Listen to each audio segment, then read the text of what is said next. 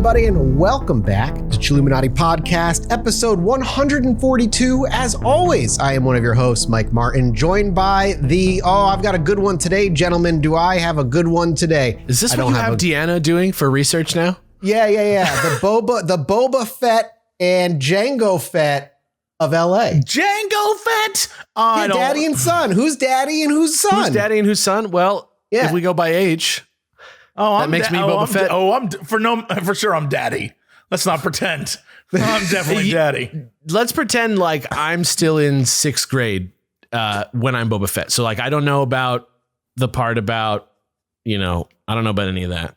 And anything that's happened in the last while, he was just a mysterious killer. That's me. That's who I am. Yeah. And then you pick up my head. So that's exciting. I grabbed Jesse's head and his HyperX headset, and I grabbed the just his helmet. Just touch it.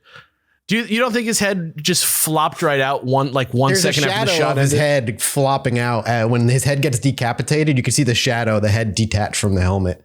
I want to shout out to Tamura Morrison. I don't want to say anything bad about him. I think he did a great job in both roles as Jango and Boba. I'm not trying to throw stones, but I am trying to throw stones at the writers of Boba Fett. Which was what Rodriguez directed it and wrote a bunch. Didn't it was Favreau. It was Favreau. That's what it was. Yeah. Dude, this was the funeral of Boba Fett was the name of that show. Anyway. I don't want to get into that. It's just gonna get me death threats from someone. Remember when Mandalorian showed up and made that entire endeavor better? I do. Yes. The only good show so far. That visual edible that they fed us to help us get over our trauma. Yeah. Where everyone spoke in slow motion for fucking 25 minutes. Where is he? Up there. He's okay. Yeah, we love him. Fucking weird stuff. What's not weird, Alex? What's not weird? I love a movie where they can't show the fucking main character because he doesn't look real. Doesn't matter. Anyway. Oh God! You want to? Let's I feel like you teed yourself up for a nice segue to Patreon. I don't even know how to pin that off to you. Okay, let's see. If you want to hand off your money to me, head to patreon.com/ChilluminatiPod, where you can not just hand it to me, but I promise on my heart, cross my heart, hope to die, that I will pass it on to Mathis, who will then pass it to everyone who we pay to make this fine show. Because honestly, without you guys out there going to patreon.com/ChilluminatiPod, we could never have these just enraging conversations that we're having here on these microphones for you right now. And speaking of men from the 70s who now seem like they have no soul, let's talk about John Wayne Gacy. Okay, all right. Men from the 70s? I was talking about Luke Skywalker. I was talking about Luke Skywalker. I thought you guys were. I think the best part of that was the synthesized voice during that whole scene. It's no different than Anakin being like, "Master." Watch. Oh no, Master. We get to see that again in Kenobi, though. I'm excited. You know what? Here's the thing. They might actually have good directing and scripting and maybe have let Hayden Christensen act instead of it's funny. It's funny. Oh, no, I don't Master. care what happens in these stories. It's not like that. I do not care. The problem is it's not good. It's not done well. Yeah. That's all. Yeah. That's all. I'm with you, especially with the Boba Fett. I'm not trying to get off in the weeds here. You know what I mean? I'm not trying to get off in the weeds of Star Wars, like bonus episode of Star Wars New Canon Book Club. Fast track to the fucking MAGA. Like, no. I'm not trying to go down that train here. Yeah, I'm not trying to go down that train. Not trying to go down on that train. No. That's not good. We got another train. Call me daddy. We've got another train to explore today, gentlemen. It is part 2 of none other than John Wayne Gacy. And I titled this episode simply Jabba John Wayne. Oh, no. John of the Hutt. Johnwa the Hutt. Johnwa the Hutt. This is simply titled John Wayne Gacy is a huge bitch. Because in this episode, hell yeah, that's what we're going to learn today. Last we left off with our Colonel of Secret Spices, lest you boys forget that was his secret power. Dude, John Wayne Gacy. No. How could I forget he won over a whole town with chicken? It's crazy. Police officers and everything. It makes me so much more mad. No, I do wonder if the U.S. justice system in today's part will make you even more upset as we continue. So let's go. I'm gonna just go out on a limb and guess yes. It's worth a bet. It's worth a bet. So last time we visited our dear Colonel, John Wayne Gacy had just been sentenced to 10 years in prison for the crime of sodomy after sexually abusing 2 teenage boys and then hiring yet another teenage boy to go beat up and silence the other. Time out really quickly. It wasn't for like assault or rape, or it was for sodomy. Sodomy was the charge. This was the time when just being gay was like, that's the crime. Yes. Okay. 100%. After that one particular boy was caught, the one who was sent to go beat up the other ones. I can't get over the sodomy bit. As if the most egregious thing that happened. Yes. Yeah. They're like, it's not about men being in love with men and that just freaking me out because I'm weird. It's about the butt sex. That shit's so gross. Can you imagine that butt sex, that crime of butt sex? Off to prison with you. Tell me you've not had butt sex without telling me you haven't had butt sex.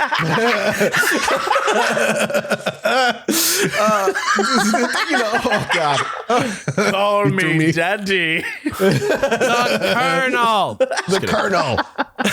Oh, okay. After the boy who got hired to go beat up the other ones was caught by police, he of course spilled the beans, which ended up getting Gacy caught and sent to prison, which would be the one and only time Gacy's father would be seen showing a sort of emotion by crying at the sentencing.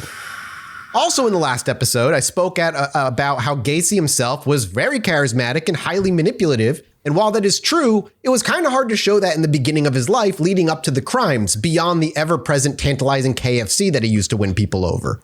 But it isn't. Don't be so poetic with your descriptions. I can't help myself, man. That's what my fingers chicken. do. It was a different time. That, you know what? It was actual chicken then. So like, you know, I'll hand it to them. It was up. Probably better when John Wayne Gacy was serving it. Agreed.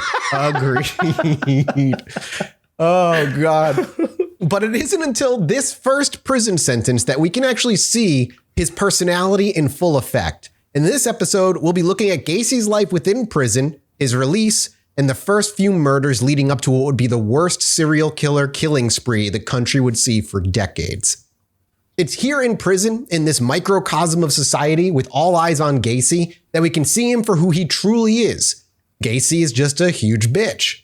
Before Gacy was sent off to prison, wait till you see how correct that statement is. Before Gacy was sent off to prison, in a court hearing, he was ordered to be evaluated at the psychopathic hospital of the State University of Iowa. It's here he would spend a total of 17 days being watched, interviewed, and treated. And when being interviewed by the county sheriff initially, before being sent off to the hospital, Gacy would immediately roll over on nearly every single person he knew within the JCs and those around it. He openly spoke about all of his friends in the JCs, the activities everyone gotten up to, including wife swapping, prostitution, pornography, and more, all in an effort, it seemed, to try and clear his own name in some twisted way, or at the very least, rationalize and put in a neat box the actions he'd taken that on some level he likely felt ashamed for because of his upbringing. So he just simply rolled over on everybody and told the cops everything instantaneously. What? To show that... Well, wait, but aside from like, yes, I did do that to those boys, what were they asking him about? Oh, all the things that the JCs were up to, the wife swapping, the prostitution, that kind of thing. He was trying to get less time, yeah. Yeah, he's basically just trying to like throw everybody under the bus. He's just turning snitch. Yeah. He's like being proactive about being a snitch. Yes. 100%. Okay. And you're going to see that moving forward. All in an effort, like I said, in a way to like clear his name or feel less ashamed or just get less time. To show that he wasn't, it's more like to show that he wasn't also the only sinner. He's just one of the many caught up in the shady side of the city, a victim of circumstance. Time out. Yeah. Point of order. Everything that he mentioned, I don't even know that that's a crime. Prostitution is a crime. Technically is a crime and it shouldn't be. It's not a crime. Well, okay. Fair Well, there you enough. go. Yeah, I'm Fair just enough. saying. Just Fair saying. enough. So Fair enough. Yeah, nothing else in that regardless though was like a crime. Like none of it. He was just throwing it all out there. The cops were taking notes. Well, They it were all was a there. different time where all that probably was like, Very scandalous. Yeah. yeah. This is late 60s, early 70s. They were still doing it. It was just scandalous.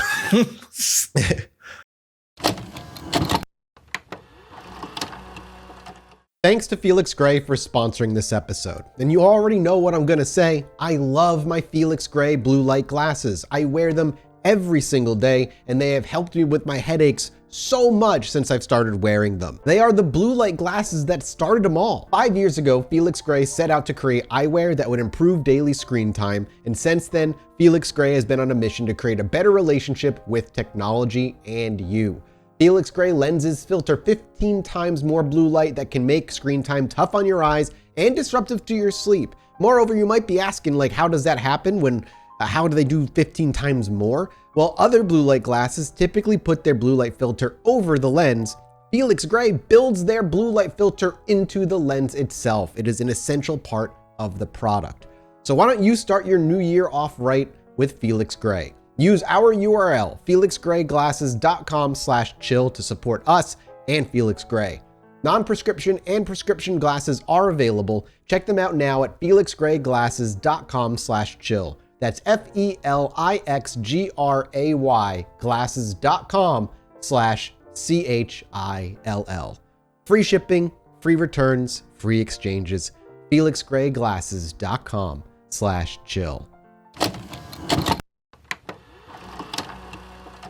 And while him rolling over didn't deter them from sending him to prison, it was enough to have the sheriff call in 6 other officers to all listen to his story, take notes, and do something with it. We don't know what they did, but he did call in a ton of people. This didn't save him from the hospital trip, and shortly after he was done confessing everything he could think of, the sheriff brought him and dropped him off at the psychopathic hospital, and Gacy immediately got to work. Friendly and amenable on the first day, Gacy put forward the lie that he was just a private citizen in to seek some help for his personal troubles. The nurses and wards all noted that it seemed like Gacy was immediately feeling out his surroundings. And by the second day, since news travels fast, he was no longer claiming to be a private citizen and instead actively denying that he had taken part in any of the activities that he was being accused of publicly. And if his point of view or argument was challenged in any way, it was noted that Gacy got, quote, overly defensive of his point of view. So he just like get mega hurt and like defend himself, I guess. Those first few days were a whirlwind for Gacy, being friendly and talkative 1 minute, crying for over an hour the next, followed by more crying and eating. He would speak with his wife on the telephone, who was threatening divorce at the time, though Gacy refused to accept it if conversations that were overheard are correct, constantly telling her that her father was lying to her about all the things Gacy had done. But eventually, after a few days, Gacy seemed to settle in and his true demeanor began coming forward as a manipulative little shit. The first order of business for Gacy was the need for power and control over someone, anyone. And soon, Gacy eyed and targeted another patient, one he saw as a rule breaker. Not one to help him break the rules, Gacy instead took a different approach and he tattled on him every single time he broke the smallest rule of the hospital. God damn. Like, yeah, I know. He just like ratted him out. Imagine being the fucking Dwight of jail. Yes. That is an incredible comparison. So accurate. Wow. It is. Wow, that's nuts. For Gacy, though, this was simply just a first step to keep him in line and watch him slowly submit. And eventually, the tattling would expand. Instead, he would then list out chores he needed this patient to perform, like making Gacy's bed for him and cleaning up after messes. And the patient did so. And over the next short while Gacy was there, it worked. The patient fell in line under Gacy and began looking up to him as a sort of, quote, fatherly figure. He would also go around the ward boasting, Gacy that is, would also go around the ward boasting about how much money he made, all the expensive cars he did not drive, and how much chicken he could eat at the drop of a hat. Yeah. And how he could pay people there double what they were making in an attempt to sway staff. going so far as to offer a nurse a job once he got out of there, going to as far as to threaten a report for not and going as far as also threatening to report the staff for not cleaning the hospital faster or sooner. So he tried to pay, he would go up and be like, I make so much money. I'll pay you double once I'm out of here. You come work for me instead. And then anytime he just deemed the area dirty, he would just yell at them and berate the facility people. Is it a lot? Like, I don't know currently what his money situation is, but is it a lie that he had bank though, right? Like he was doing well. He was making like $100K a year or something, though. He wasn't like a fucking millionaire or some shit. Yeah, but in that time period, though, that's a lot of money. But all that came from his wife, which he now is losing because she's desperately trying to divorce him, even though he won't. Because Understood. that's right. So because the whole sodomy thing, right? I mean, it's he's a in jail bad look for a marriage, right? It's just hard to. It's just gross. So hard to imagine what that would be like. I don't care about the gay part. It's the butt part. specifically. No, get out of there, you criminal. Special guest today, Alex Jones is here. This is wonderful. We're naming it after the city that turned us soft. You gross people. Oh, God. Unbelievable. Gacy. What a fucking stupid mindset. I know, man. But this is just like, that's just what it was. And you're going to see that mindset really carry through the whole story here. And when Gacy wasn't obnoxiously ordering people around or demanding cleanliness from those that worked there, he was walking around expounding about civil rights in the air or berating the queers and how much he hated them. A very popular topic for him in this time in the hospital, apparently, something that he would constantly, openly, loudly denounce. When Gacy wasn't being loud, obnoxious, and lying through his teeth, he would be playing pool with the other inmates. And he wasn't very good. He lost often. How is that a matter of historical record? How do we find out? Because what he does here, it just further shows his character. Because when he lost, and he did often, there was not a single time he didn't have an excuse. From his back hurting to being too tired or not sleeping well the other night, even going as so far to saying the table itself clearly wasn't level. Is that why and they it call gave him it a fucking disadvantage. No Johns? Is that why? Yeah, it's all John Wayne Gacy related. No Johns. He is the epitome of a John. The more time it went on, the more it became clear that Gacy could not take blame for anything in his life. He simply seemed unable to. Through the second week, Gacy continued to climb the supposed social ladder within the hospital. He had given himself a brand new nickname now, no longer the Colonel, but instead he called himself the Barn Boss. What is that? What does that mean? Isn't that the name of the guy who steals Woody from Andy? Everybody in the mental hospital were animals, and he was in charge of the barn. He was a top guy because he'd walk around ordering people around and telling the staff what to do. And he gave himself that nickname, the Barn Boss. Are you like Googling Barn Boss right now, Jesse? I am very much the Barn Boss. Does anything come up? Well, I mean, pretty much what you just described of, the person in charge of kind of a mess. But I did discover a book called Barn Boss Leadership on Amazon by John Wayne Gacy. And it's Barn Boss Leadership is a unique blend of fire, science, psychology, and fire service history. I guess it's for a fire station? By the way, no one involved in this book has ever had butt sex. Don't worry. You're safe from the idea that anybody involved with this has ever had sex with their butt. Barn boss. I've never heard of the phrase barn boss before, ever. And you learned something new today. Congrats, you know what sodomy should be? You know what the crime of sodomy should be? Farting in a stranger's face. That you should go to fucking jail for. I agree. I don't want to. You should never fart in a stranger's face. That's an illegal thing to do with your butt.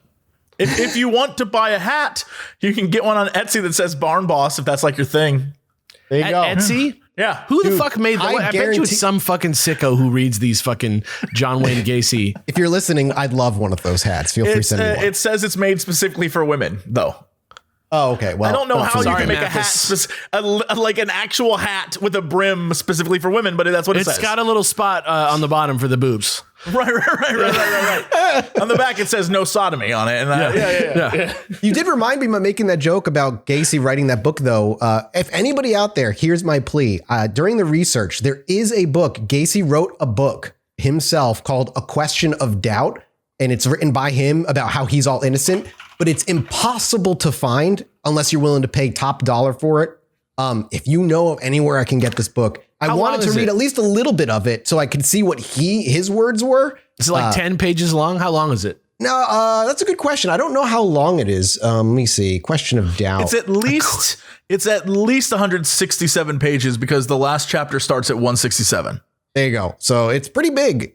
And it's filled with so many lies, I'm sure. And I so wanted to get like a little bit of a reading before the series, but I just could not find a copy. So if anybody out there has access to one, ChilluminatiPod@gmail.com, please. Amazon, like, if you like this, you may also like If I Did It by O.J. Simpson. Yes, it would be the same.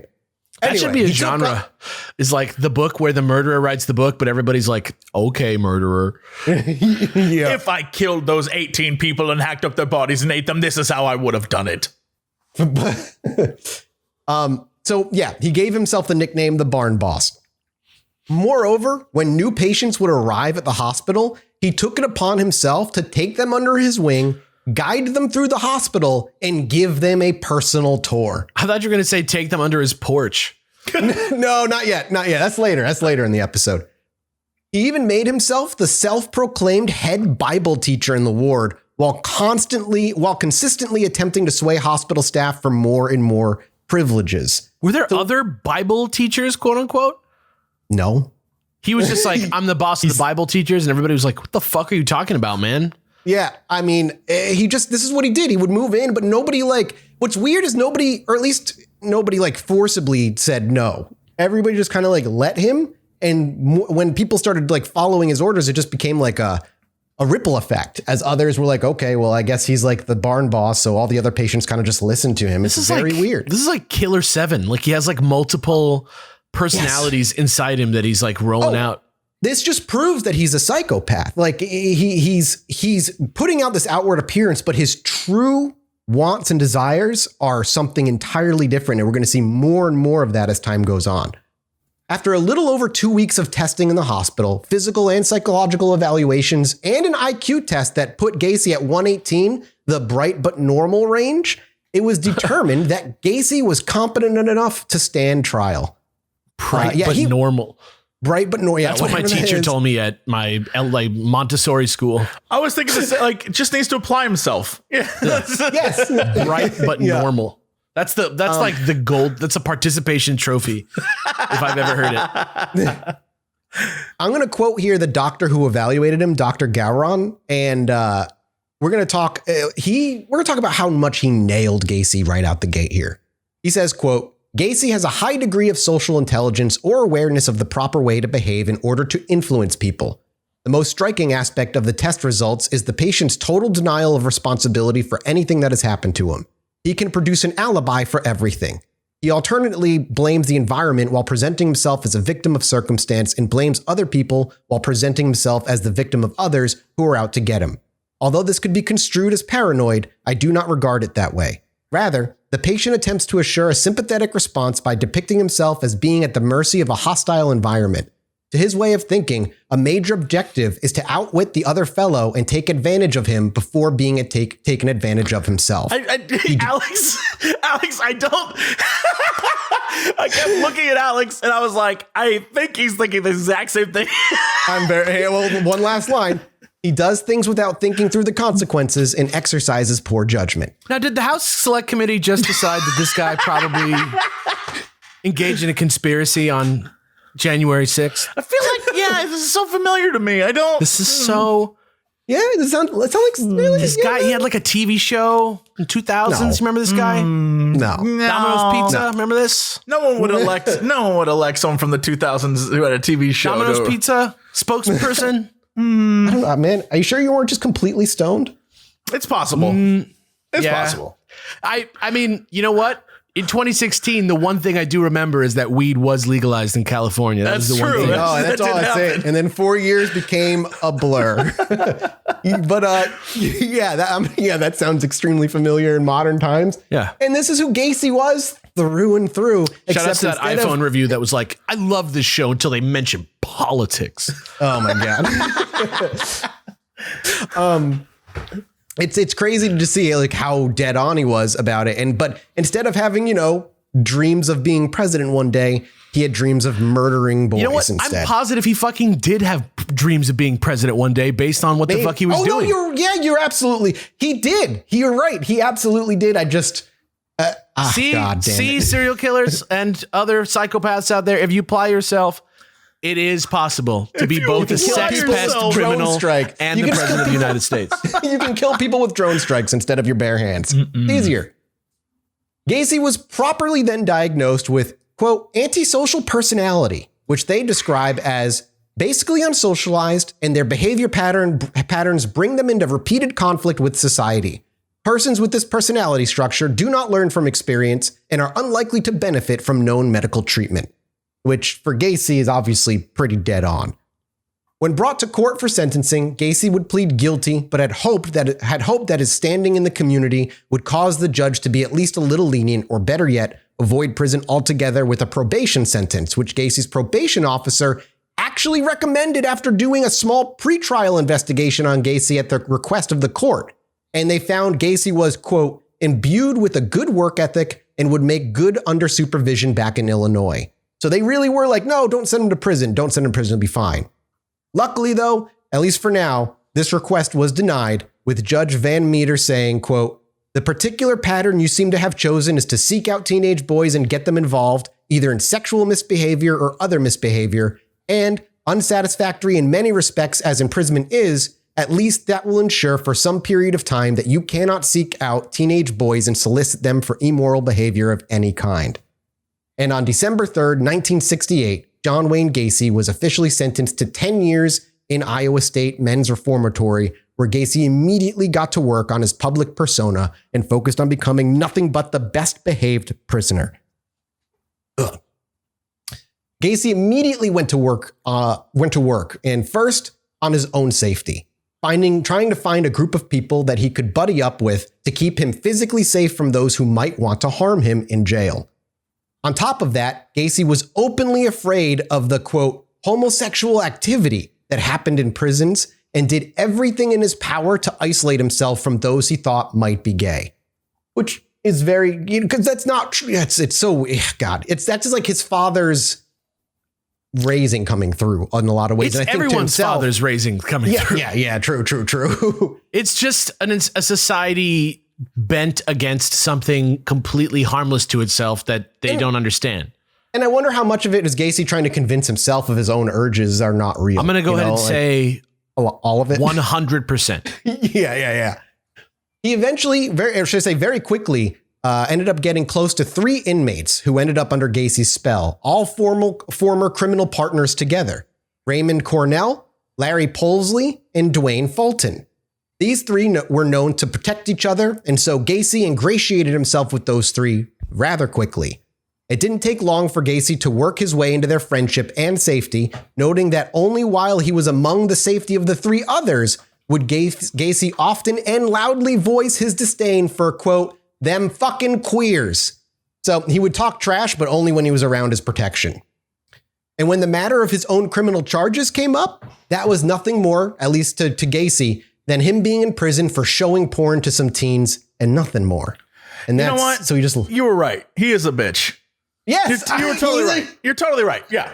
Thank you. I would say anybody who acts like that is a bitch. Anybody who that psychological profile describes, that's a bitch right there.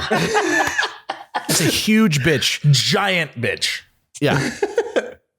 Gacy would eventually, of course, in prison be assigned a job. And where do you think he ended up, everybody? Kentucky Fried Chicken, baby. Pretty close. Right in the prison kitchen. And it's here Gacy once again seemingly flourished. He asserted himself as a sort of straw boss within the kitchen, barking commands at prisoners. What the hell is a straw boss? It's like like a the boss barn who's boss, not really but you're the like boss. up in the hayloft. Yeah. Right. Okay. He would bark commands at the prisoners, and he would take like a managerial role inside the kitchen. And hilariously enough, it worked. The food for the inmates while Gacy worked in the kitchen improved, and the cleanliness of the kitchen itself became spotless under Gacy's watch.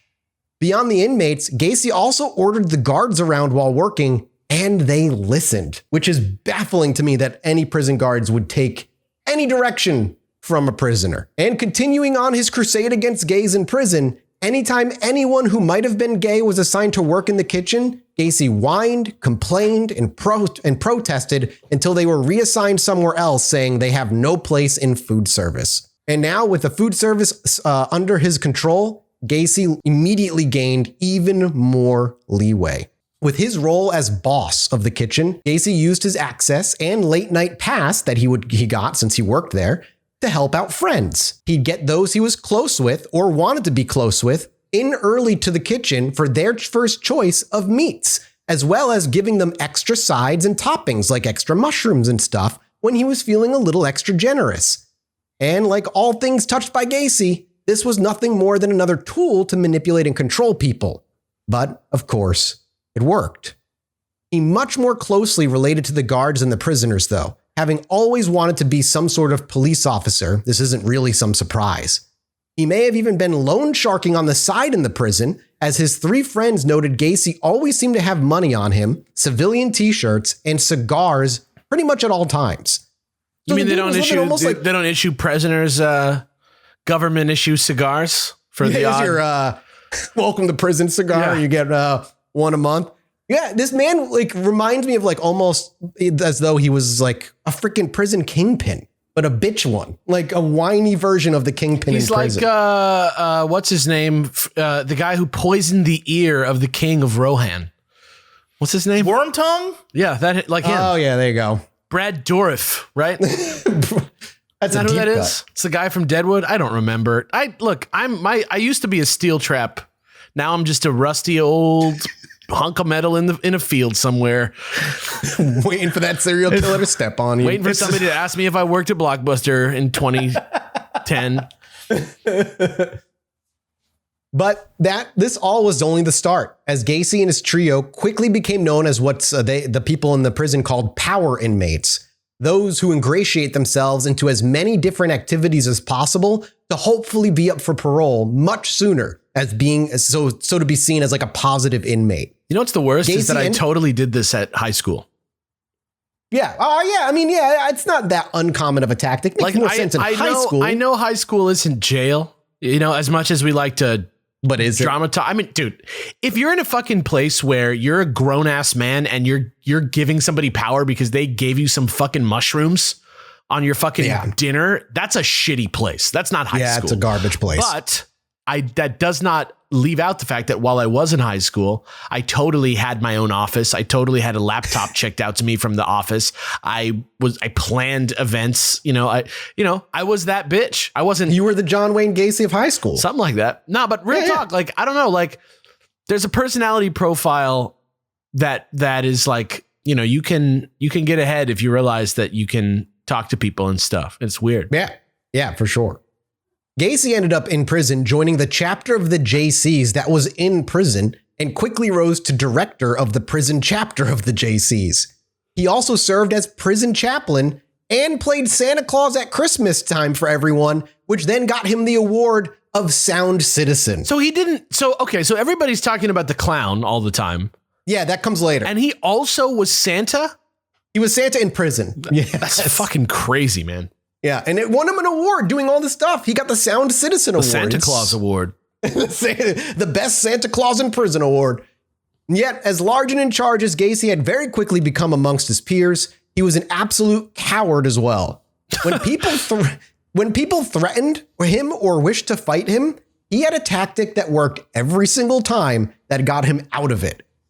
And as an example, one of his friends, Cornell, at one point, while they were working on a mini golf course for the JCs, had a disagreement with Gacy and actually stepped up to fight him. What happened next is kind of funny. Immediately, Gacy took his hands up and clutched his heart. He became pale. He collapsed to his knees and began having seizures before he fell to the floor and he got taken away. And that would be his routine every time somebody tried to fight him. That's what you do when you're like attacked by a bear. Like that's fucking stupid. Yeah, just like, oh God, and he'd fall over and just have seizures, quote unquote.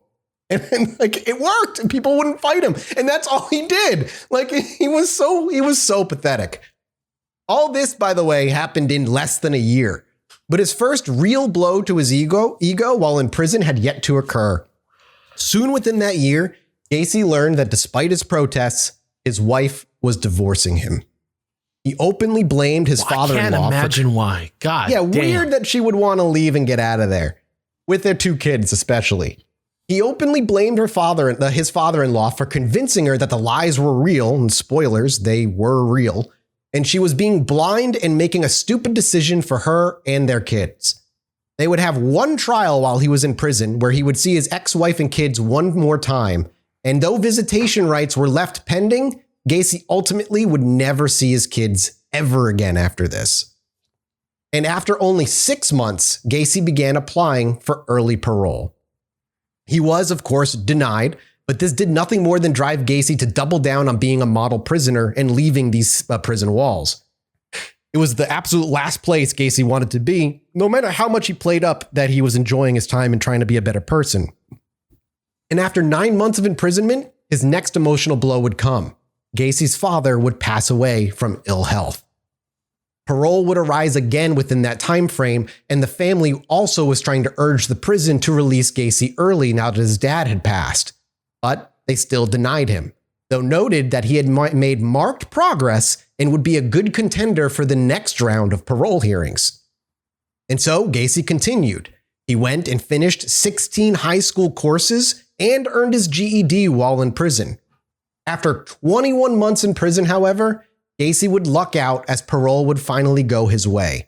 They had seen enough improvement and effort on Gacy's behalf to be a better person, and when they interviewed Gacy, they told the doctor that he told the doctor that he no longer held any of the thoughts that he once did and had grown from that. And imagine if you could just tell people like, yeah, I'm better. And it worked. Yeah, it would be nice. That'd be so nice. And that's all they needed to hear. Releasing Gacy under a few conditions that he live in Chicago with his widowed mother under a 10 p.m. curfew, and 2, he not be seen doing anything of a homosexual nature.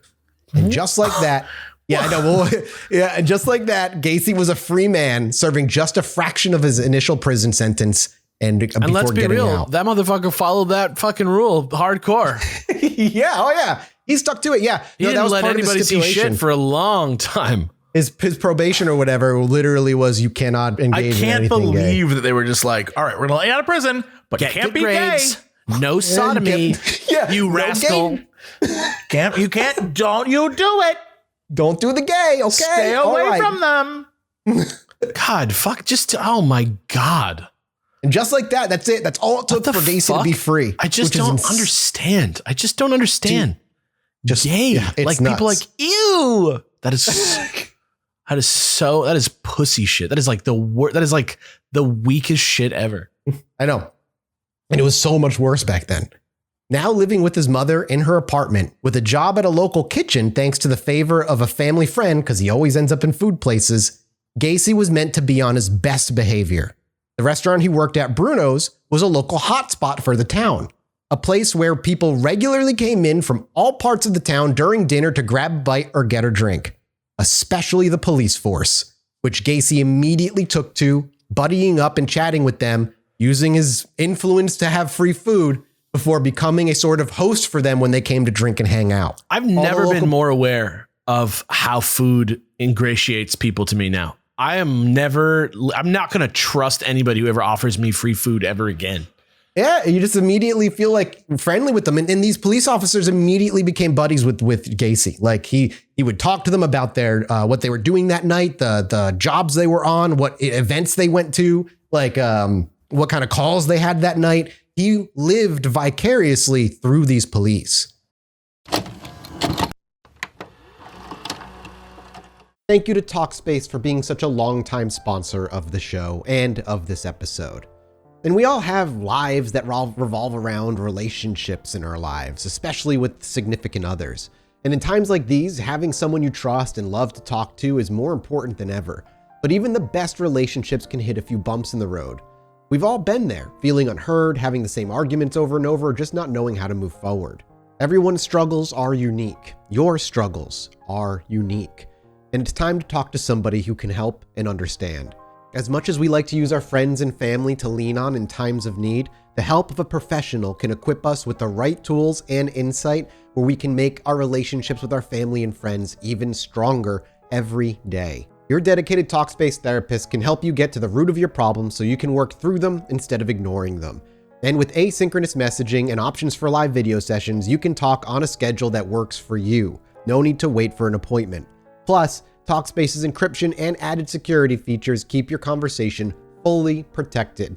Join Talkspace today and start the journey to a happier, healthier you. Just visit Talkspace.com and get $100 off your first month when you use promo code CHILL at sign up.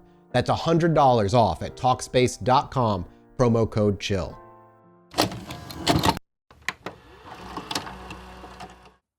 Though he was still on probation, Gacy would actually be up for full discharge that coming June of 1971, a year after he left prison. And he got it. But I'm not so sure he deserved it, as he technically violated parole twice within that year. The first would be with a 21-year-old man named Mickle Reed. He went on to say that in November of 1970, just 5 months after Gacy's release, he would encounter Gacy as he was cruising through Chicago in his car. After a brief and apparently friendly interaction, Gacy took Reed into his car and brought them back to his mother's apartment, where Gacy gave him a hand job while he was jerking himself off. Yeah, he maintained regular contact with Reed, though, from that point on, even going into business with Reed, but we'll go into that in a moment. What the fuck kind of transaction are we talking about here? I know, you'll see. The business is when he started his contracting business with Reed. That's how his contracting business began.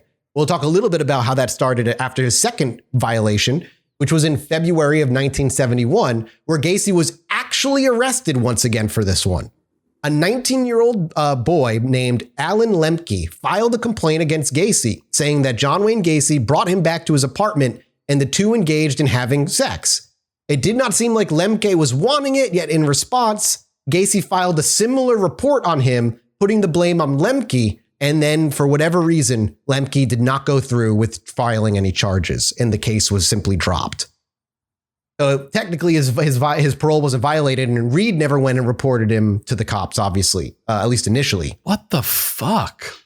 The business that Gacy started with Reed, however, it was his contracting work, painting, maintenance, etc. And the people he worked for were those he knew at Bruno's restaurant from his other job. However, now that he was starting his own business, the apartment they were living in was far from ideal for Gacy if he was going to start his own, and so he needed space. So he very quickly convinced his mother to buy a house, and they both moved in, as well as Reed, who lived with them for a while. They all moved into 8213 Summerdale in Chicago in the autumn of 1971, the place Gacy would spend the rest of his life as a free man, and one that would see the horrors to come. Reed ended up sleeping in Gacy's room, and would go on to say that even back then, Gacy's fantasized openly about playing policeman, even saying that he went as far as going out and pretending to be one of them, talking about cuffing young men and beating the young men he picked up. But Reed didn't believe that Gacy was actually doing any of that. That opinion would quickly change. One night, Gacy told Reed that he wanted to swing out for something real quick. There was a nursery not too far away that had shrubbery that Gacy thought would look great at his new home and planned on stealing that shrubbery with Reed. When they arrived, Gacy hopped out of the car, and as Reed went forward, Gacy turned back and got a tire iron out of the car. Reed saw this and asked why he needed that, and Gacy simply responded, "In case there's any trouble." When Reed further pressed Gacy about what trouble he was expecting, Gacy essentially threw a hissy fit, told Reed to forget the whole thing, get back in the car, and they didn't need the shrubs that badly, and they went home. That would cause me personally a red flag, but Reed did not think about it for a second and continued living with them. Like, he was definitely going to hit him in the head, right? Right. Yeah. 110%. He was going to crack him in the head with a tire iron. Yes. 100%. What the fuck did he think was going to happen? I don't know. I don't know why he didn't just go after that. I mean, look, we can, nobody's ever expecting anybody to fucking murder them. Man, I would scare the shit out of me if I turned around. I'm like, why do you need that? And he's like, case is trouble. What trouble? Never mind. Let's just go home. Like, yeah, I mean, I don't know. That's the part where it gets a little bit gray. Like, yeah. Oh, God. It's all hindsight. It's hindsight. Like, I know it's John Wayne Gacy, but like, still. Like, nobody knows at this point. It's nuts. What about the two times he got arrested for sexually assaulting people and one time when he went to jail for? I mean, he lied about it. He lied. He went to jail and said he was showing porn to people. That's what he warped the lie to. He lied to the inmates, right? He didn't lie to the cops knew why he was there. The judge knew why he was there. Yeah, of course, the cops and stuff. But these people he's interacting with right now, Reed and so on, he's lying to them as well. Just to show you how times have changed. If, I don't know, anyone I knew was like, yeah, I went to prison, but it was just for showing porn to kids, I would still have a problem with that. I wouldn't be like, you know what, grab your tire iron, let's go. I would be like, no. Also, I don't think you go to prison for showing porn to kids. I mean, maybe. I don't know the rules. Yeah, I actually don't know the answer to that. The story of like, no idea. I showed porn to a 19-year-old man. Or how old was the kid? 16? They were like 15, 14, 16-ish. I showed him porn once and then I'm in jail 10 years now? in prison. Yeah. I don't know about that. I mean, it's weird. There's a few, questionable. I don't know about that. But people no just matter what, the questions are there. If you told me that, I'd be like, okay. Yeah. Regardless, though, Reed stayed. And a few weeks later, after a day of work, after they were returning home, Gacy shut the garage after they parked the car and told Reed to go check under the workbench for a spare fuse. Oh my God. He did. Without warning, Reed suddenly felt a blow to the back of his head, followed by warm blood trickling down his face. Motherfuck, man. When he spun around, he saw Gacy looming over him, holding a sledgehammer. Reed stood up, grabbed Gacy, asking him why he hit him, to which Gacy replied, he didn't know. He had just got a sudden urge he had just gotten a sudden overwhelming urge to kill him. And this was the dude that they were like a few weeks ago giving each other hand jobs in a car. Yeah. Yeah. Back at home. They went into business with each other, saw him pull a tire iron on him, just decided, fuck it. And then, I mean, what kind of guy is fucking John Wayne Gacy, man? What the fuck was it like to talk with him? I've never seen an interview with him. I've never seen. If you listen to him, you're like, this guy sounds like a bitch. Cause he does. I was listening to a couple interviews the other day. He's like very. There's like a disassociation happening with him that's fascinating on a psychological level where he is living both a homosexual lifestyle and actively hating it in other people. So he's like, oh, this guy right here, I'm gonna beat up this queer, I swear to God. At the same time that he's like, but he has great hand jobs. Yeah, it's interesting. And I think we'll talk more about it in next week's episode, which will be, I think, the last episode. But it's almost like he's living out his, like, he's taking out his frustration or rage that he's gay on these people when he goes into these modes. And some people, in one of the books I read, I can't remember which one, they posit that, in those moments, he becomes his father and he's like being his father. And so his father is killing those. And he's like, almost like, see, Dad, I am a man. I'm killing these fruit pickers. I'm killing these queers, which is what he would say all the time. Like it again, like we talked about last time, just checking off boxes. But but it all gets intertwined when the sex gets mixed up. And, we watch Gacy become what is known in textbook as a process killer, a control and power killer. He doesn't want the body, but he lives in the fantasy in the moment. And then when it's done, he like clicks back on. He doesn't want the body. It's like the last thing he wants. And he tries to go back normal life until the urge rises again that he has to do it again. So it's nuts. But yeah, so Reed swung around, grabbed him. Why'd you hit me? And Gacy simply said he just got the sudden overwhelming urge to kill him. Reed ended up pressing no charges and simply just moved out the next day. Just left. Clearly at this point, Gacy is in what's known as his ramp up period and would be known as a power and control serial killer going forward, one who derives pleasure from the pain and control he has over others. Do we have any kind of, I I don't know, in any of these books or in any of the research, I have to imagine after everything about John Wayne Gacy comes out, this dude and like the people who let him out on parole, like all these people that should have stopped this from happening along the way, who should have said something, who were like, none of my business. Do we have any conversations with them after the fact? Like, so molded. Yeah.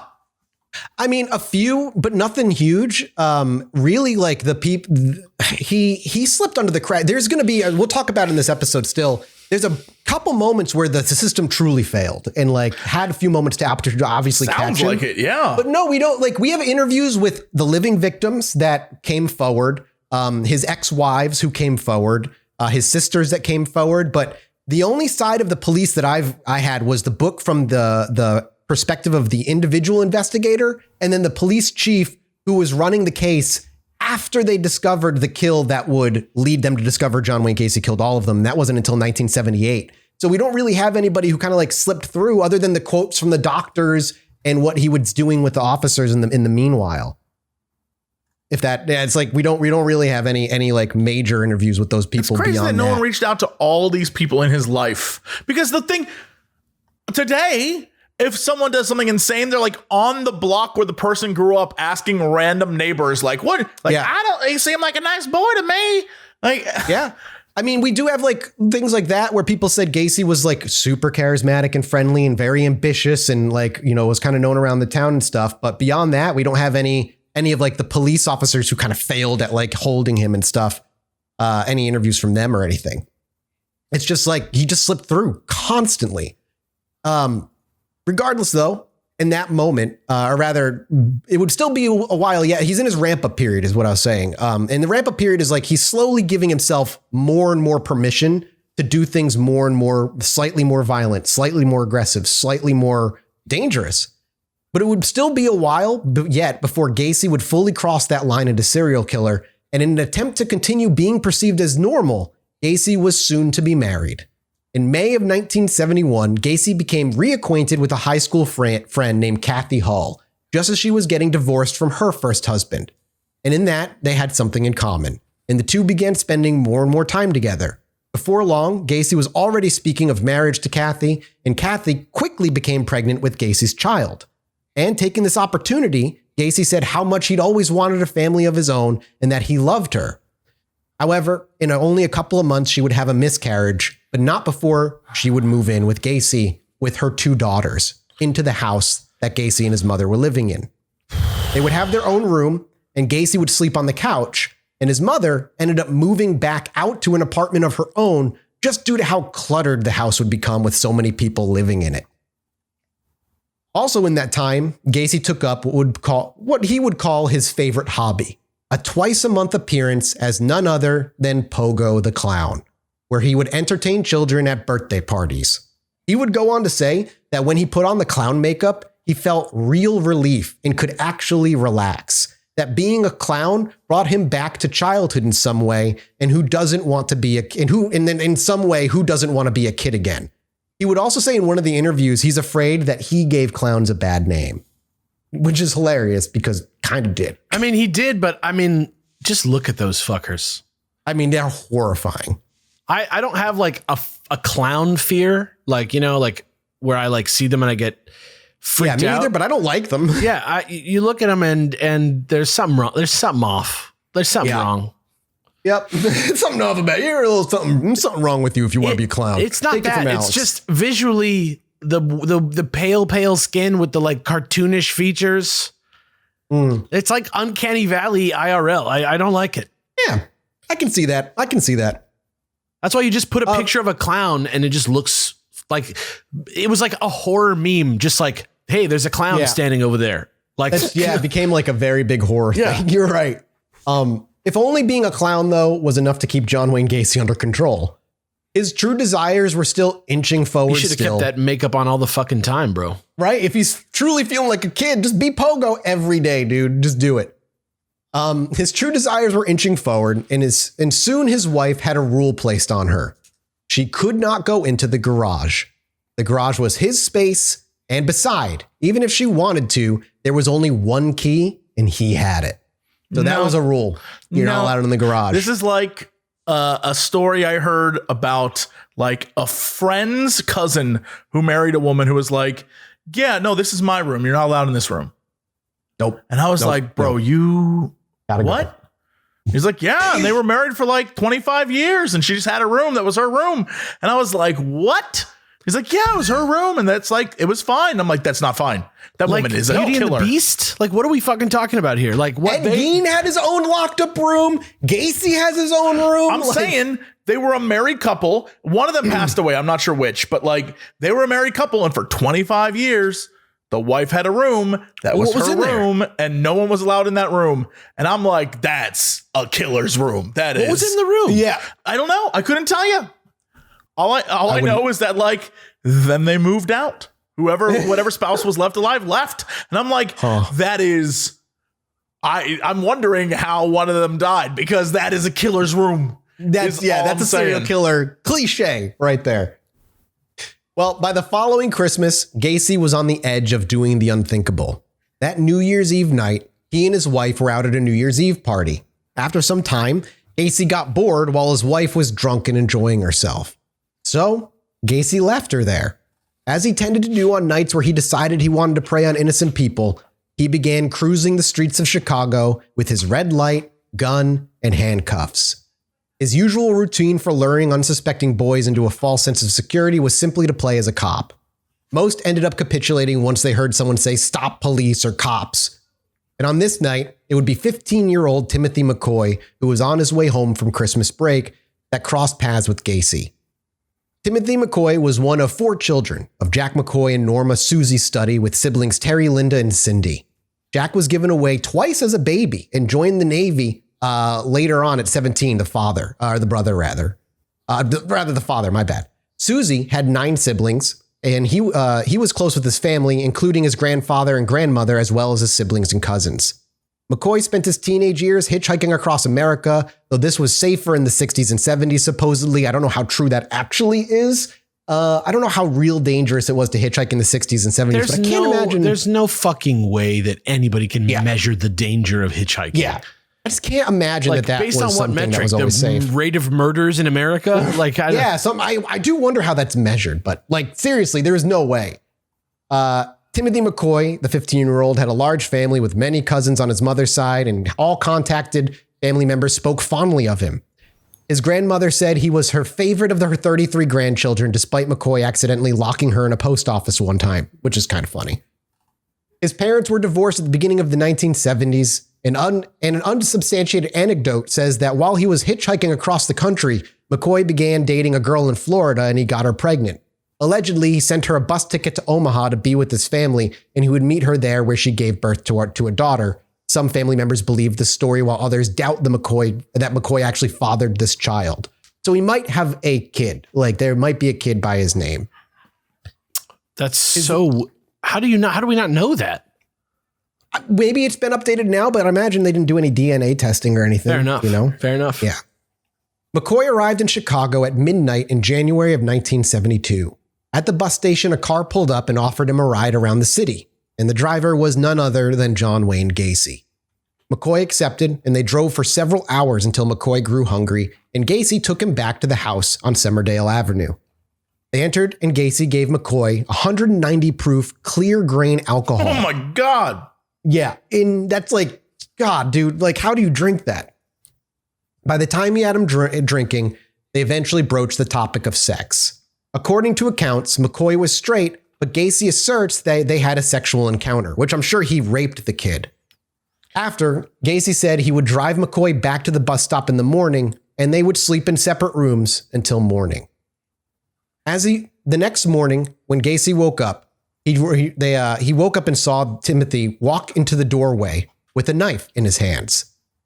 Gacy immediately stood up from bed and lunged at the kid, and the two fought briefly, where Gacy received a cut on his arm from the knife that Timothy was holding.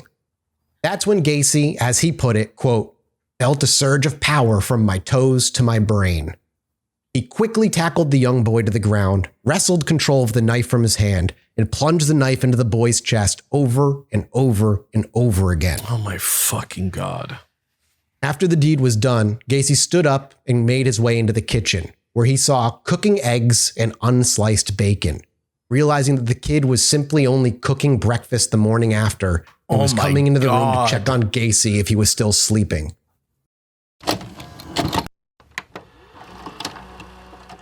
Support for the Chilluminati podcast is brought to you by our friends at Manscaped, the leaders in male grooming.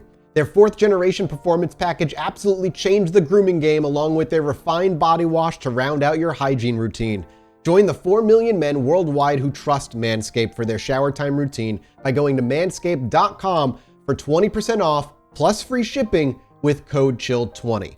Have you smelled Manscaped's refined body wash? Fellas, the ladies love their signature scent. You and your boys will be oh so fresh and so clean when you start off your self-care routine with the ultimate body wash.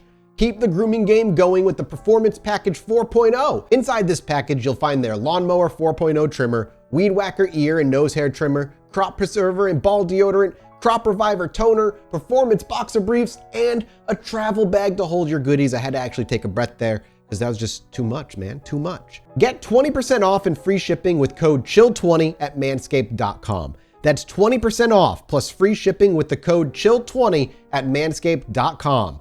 Keep your balls trimmed, fresh, and clean with Manscaped.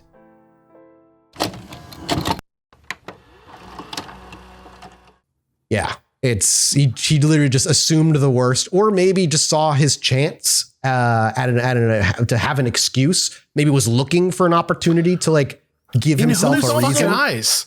There's also projection. Like, why else would someone be standing there except to kill?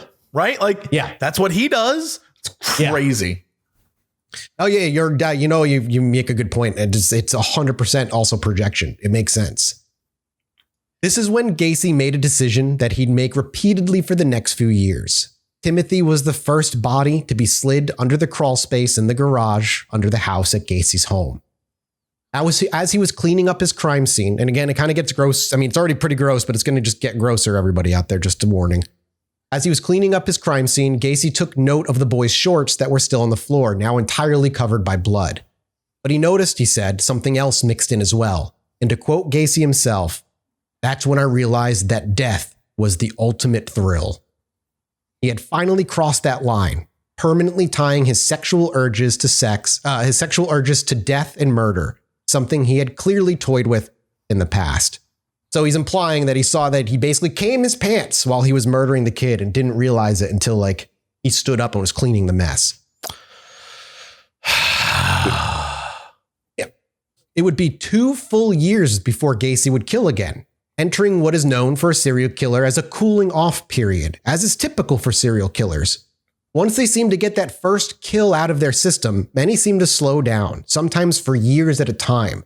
Almost like they sated the urge and they're finally okay or free. But eventually the urge becomes too much for them to handle, and the cooling off period comes to an end. And that period between each kill becomes less and less and less. But that doesn't mean Gacy wasn't without his incidents, as only 4 months after his first kill, he would have another run-in with another teenage boy who worked at a local restaurant. Gacy was out prowling in his car, as he tended to do often, and flashed his red lights while shouting at the kid that he was police. It wouldn't be long before the kid found himself in handcuffs in the back of the car, and it's there he realized Gacy was far from a police officer. Once he had him secured in the back of the car, Gacy turned to the kid in the back and asked, "What's it worth to you to get out of this?" God, and the kid now clearly, it's a nightmare. And the kid now clearly scared, said he had nothing on him, no money or anything. Gacy simply replied, "Would you suck my dick?" From there, Gacy, sorry, you can't see it, but Jesse just looked stunned from that particular line. He just was just like, "Would you suck my dick?" From there, Gacy drove him back to the restaurant that the kid worked at. Now it's about 3 a.m. and he forced the kid to let him in the back door with his spare keys, where Gacy drug him into the bathroom and began to beat him ruthlessly, punching him in the head over and over. Luckily, however, the kid never went unconscious and was able to escape his grasp and run into the streets. Gacy gave chase, got into his car, drove down the road and bumped into the kid before, seemingly randomly, gave up, drove off, and left the kid in the street. Now, this is interesting that he decided to just stop after he had them. And I just wonder if it's like, for just psychologically, he lost control of the situation and the fantasy ends up breaking because he's like, he's in the moment. He has him. He's punching him. He's got him under control, handcuffed. The kid slips out and now suddenly the fantasy is kind of broken and he just can't get hard again, I guess, for the I think it just goes back to what you were saying at the beginning of this whole thing, which is that John Wayne Gacy is a bitch. Yeah. Oh, yeah. Oh, yeah. That always, I that's think, just a stay. I think it's just a question of like, have you ever bought a video game, started playing it, got just glassed in the first hour of the game and then turned the game off and went and done something else? Yeah. Oh, plenty of times. That's what he did with fucking murder. Yeah. But to the kid's credit, he did go to the police. But for whatever reason, and we don't really know why, whether the courts had just too much on their plate or there was some technicality, Gacy was merely let off with a warning. What the fuck are you talking about, a warning? Legs, thank you. That's what I wrote. And I was like, a warning for what? Attempted murder and rape? Like, you have him in the court. You have his history. He's had run-ins in the past. How in God's name do you not just look at that and go, put him back in prison, dude? He didn't bring fucking chicken with him to the police station, did he? No, but I mean, I wouldn't be surprised. We had a sneaky little KFC drumstick in his pocket for the judge. Can you wait? So nuts. Why was he just given a warning? Did they say just the speculation is that the courts had too much on their plate or some technicality. The way the warning works is that he got issued a warning, and if he was brought in again, they would reopen the case and send him to prison. And he was brought in for what? Beating the kid in the restaurant and I'm assuming attempted murder and rape, but he just got a warning for it. And I don't know why they only gave him a warning. It's insane. Between the murders, him and his wife also ended up stopping sleeping together. They were no longer being intimate. While not necessarily out of the ordinary, the reason behind it really was Kathy, his wife, often would walk into their bedroom only to see Gacy lounging around completely naked, sat on their bed, wildly masturbating to gay pornography right in front of her. Often when they went to bars, Gacy commented on other men and how tight their asses were. His wife also noted how often Gacy would come home incredibly late, headlights off, and sneak away immediately into the garage that she was banned from.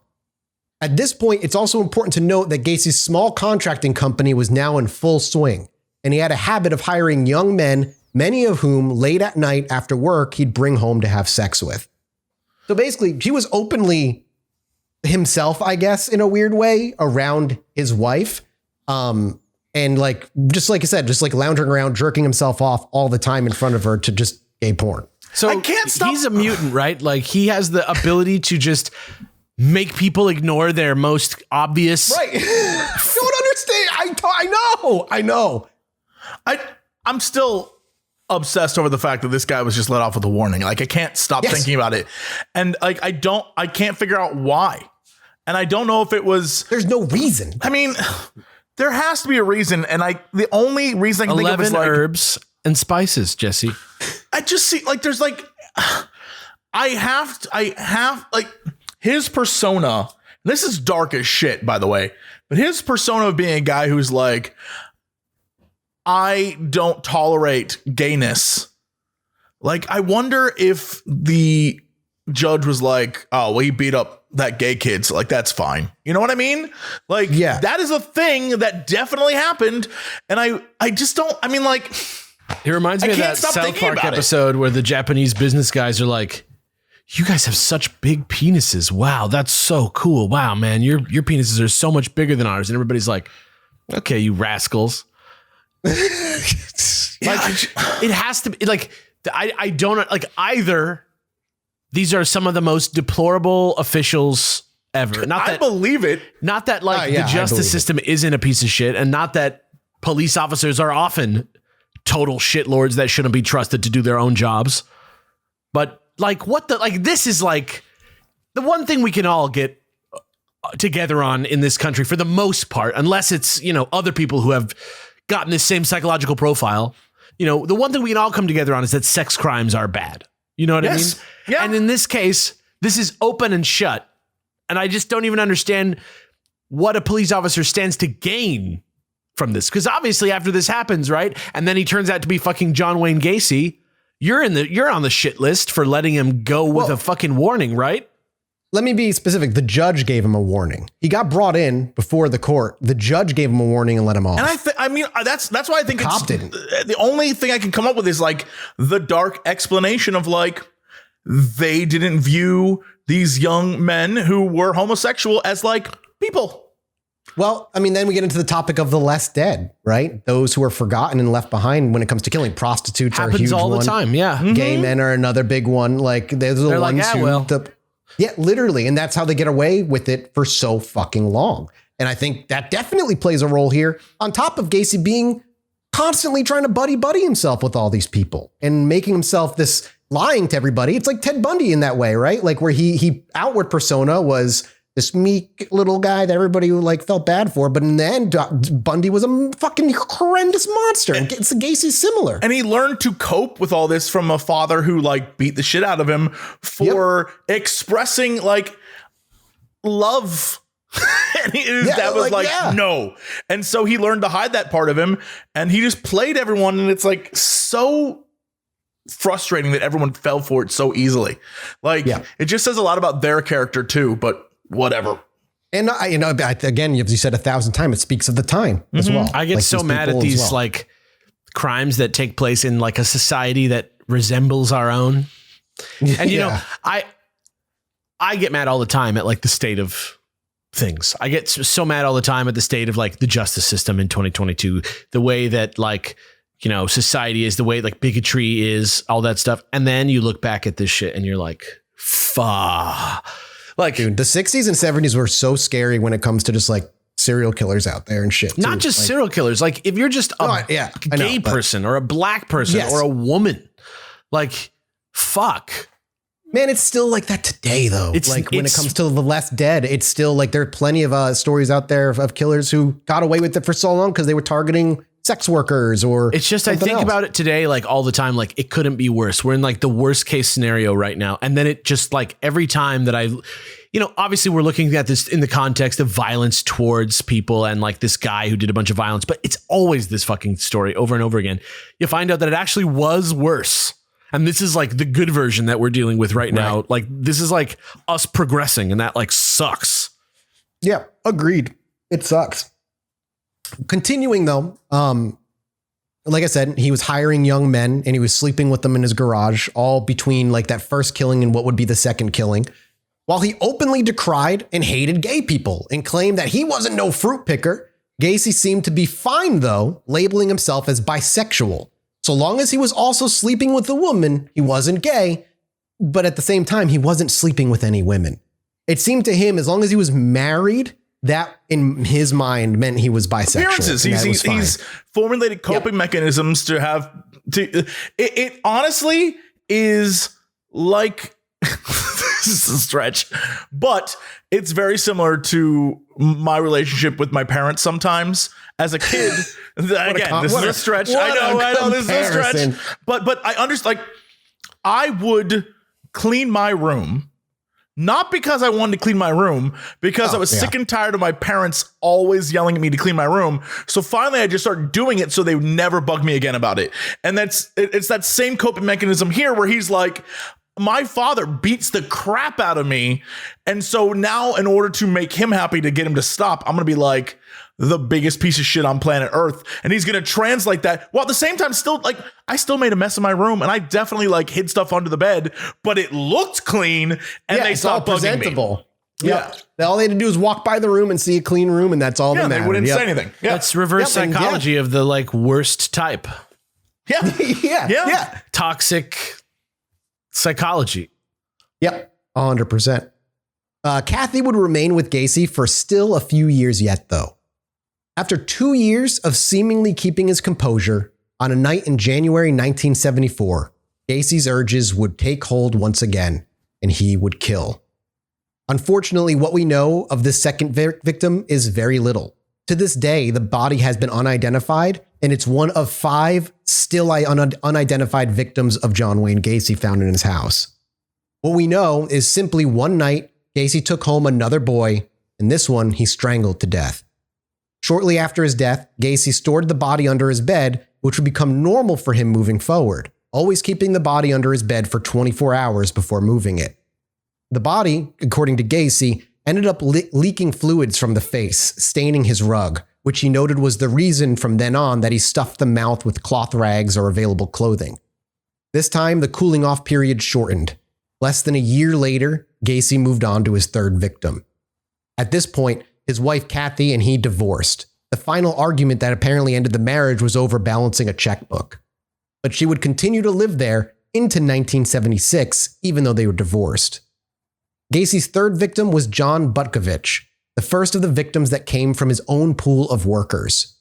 On July 31st, 1975, John Butkovich, who was only an 18-year-old, disappeared.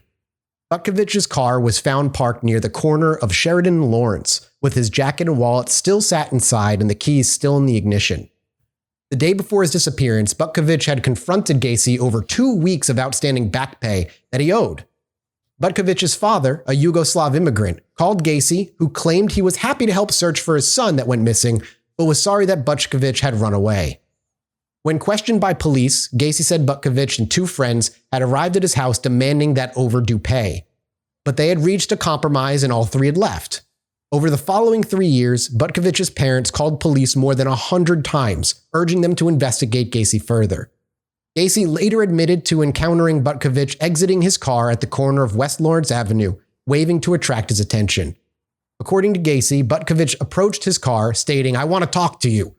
Gacy invited Butkovich into his car, then invited him back to his home, ostensibly to settle the issue of his overdue wages. At his home, Gacy offered Butkovich a drink, then conned him into allowing his wrist to be cuffed behind his back.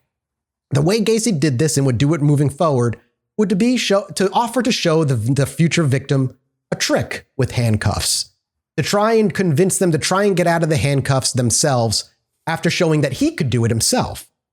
That was enough to get most people in the handcuffs. Gacy later confessed to, quote, having sat on the kid's chest for a while before he strangled him. He stowed Butkovich's body in his garage, intending to bury the body later in the crawl space. But when his wife and stepdaughters returned home earlier than expected, Gacy buried Butkovich's body under the concrete floor of the tool room extension of his garage in an empty space where he had initially intended to dig a drain tile. Because he couldn't move it, you mean? Like he couldn't move it without being seen? Yeah, because the family came home too soon. Yeah, he was planning on moving it sooner, but so it's the only one that in the house that was not under the crawl space and ended up being buried elsewhere. It was shortly after his 3rd victim that his wife moved out finally with her daughters. But not before she was able to get a hold of the key to the garage and get one peek inside. She expected something typical, like a place where he was working on his car or where his contracting equipment would be held. But what she found was concerning. She saw multiple mattresses, all dirty, laying upon the concrete floor. Red lights were plugged in and hung about the garage, and multiple mirrors sat above all of the mattresses, while a sweet, sickly odor hung in the air due to Butkovich's body being buried in the garage not too far away from where she was. That was enough for her, and as she stepped away, she finally moved out. And after his ex-wife finally was gone, Gacy essentially casts off all form of control. From here, he would go from 3 victims to 33 victims in a very short about 2 to 3 years. Maybe as many as 45 if you decide to believe that he said he killed that many. And his descent into a serial killer rampage begins.